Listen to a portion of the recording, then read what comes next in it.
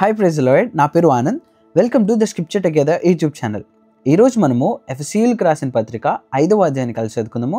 మీ దగ్గర బైబిల్స్ ఉన్నట్లయితే దయచేసి వాటిని తెరిచి చదవండి. ఒకవేళ లేనట్లయితే స్క్రీన్ మీద వాక్యం వస్తుంది, దాన్ని చూసి అయినా చదవలసిందిగా కోరుచున్నాను. కావున మీరు ప్రియులైన పిల్లల వలె దేవుని పోలి నడుచుకొనుడి. క్రీస్తు మిమ్మును ప్రేమించి పరిమళ వాసనగా ఉండుటకు మన కొరకు తన్ను తాను దేవునికి అర్పణముగాను బలిగాను అప్పగించుకొనెను. అలాగుననే మీరును ప్రేమ కలిగి నడుచుకొనుడి. మీలో జారత్వమే గాని, ఏ విధమైన అపవిత్రతయే గాని, లోభత్వమే గాని వీటి పేరైనను ఎత్తకూడదు. ఇదే పరిశుద్ధులకు తగినది.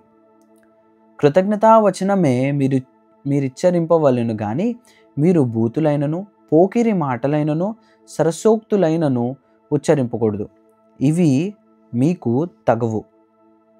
వ్యభిచారి అయినను అపవిత్రుడైనను విగ్రహారాధికుడైన లోబి అయినను క్రీస్తు యొక్కయు దేవుని యొక్కయు రాజ్యమునకు హక్కుదారుడు కాడను సంగతి మీకు నిశ్చయంగా తెలియను. వ్యర్థమైన మాటల వలన ఎవడును మిమ్మును మోసపరచనీయకుడి. ఇట్టి క్రియల వలన దేవుని ఉగ్రత అవిధేయులైన వారి మీదికి వచ్చును గనుక మీరు అట్టివారితో పాలివారై ఉండకుడి. మీరు పూర్వమందు చీకటి అయి ఉంటిరి, ఇప్పుడైతే ప్రభువునందు వెలుగై ఉన్నారు. వెలుగు ఫలము సమస్త విధములైన మంచితనము, నీతి, సత్యమును వాటిలో కనబడుచున్నది. గనుక ప్రభువుకేది ప్రీతికరమైనదో దానిని పరీక్షించుచు వెలుగు సంబంధుల వలె నడుచుకొనుడి. నిష్ఫలమైన అంధకార క్రియలలో పాలివారయుండక వాటిని ఖండించుడి. ఏలయనగా అట్టి క్రియలు చేయువారు రహస్యమందు జరిగించు పనులను గూర్చి మాట్లాడుటయనను అవమానకరమై ఉన్నది. సమస్తమును ఖండింపబడి వెలుగు చేత ప్రత్యక్షపరచబడును. ప్రత్యక్షపరచునది ఏదో అది వెలుగే గదా. అందుచేత నిద్రించుచున్న నీవు మేల్కొని మృతులలో నుండి లెమ్ము, క్రీస్తు నీ మీద ప్రకాశించునని ఆయన చెప్పుచున్నాడు.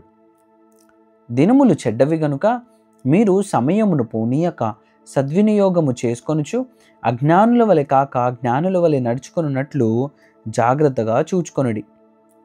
ఇందు నిమిత్తము మీరు అవివేకులు కాక ప్రభువు యొక్క చిత్తం ఏమిటో గ్రహించుకొనుడి. మరియు మద్యముతో మత్తులై ఉండకుడి, దానిలో దుర్వ్యాపారము కలదు. అయితే ఆత్మపూర్ణులై ఉండుడి. ఒకరినొకడు కీర్తనలతోనూ సంగీతములతోనూ ఆత్మ సంబంధమైన పాటలతోనూ హెచ్చరించుచు మీ హృదయములలో ప్రభువును గూర్చి పాడుచు కీర్తించుచు మన ప్రభువైన యేసుక్రీస్తు పేరట సమస్తమును గూర్చి తండ్రి అయిన దేవునికి ఎల్లప్పుడూ కృతజ్ఞతాస్తుతులు చెల్లించుచు